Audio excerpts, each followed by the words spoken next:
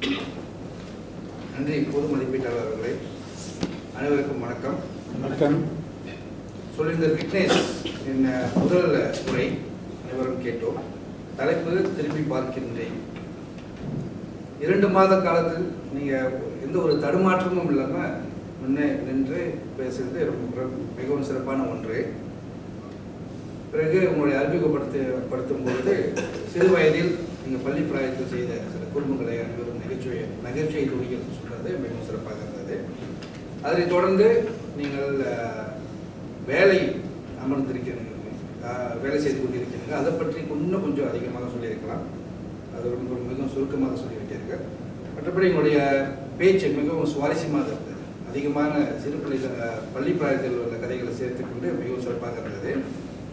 மேம்படுத்திக் கொள்ள வேண்டிய விஷயம் என்னவென்றால், நீங்கள் நின்ற தோரணை, நீங்கள் நேராக நிற்க வேண்டும். இது ரொம்ப கட்டையாக இருந்துச்சுனாக்கா அட்ஜஸ்ட் பண்ணிக்கலாம், சரிப்படுத்திங்கன்னா கொஞ்சம் நல்லா நிதானமாக நீங்கள் பேசலாம். அடுத்தது உரை படிக்கும் பொழுது உங்களுடைய உரைகளை கொஞ்சம் கவனிச்சுக்கோங்க. கொஞ்சம் நல்ல உரைகளாக கருத்துப்பட்டு போட்டுக்கிட்டு அது ஒரு முறையாக இருக்கும்.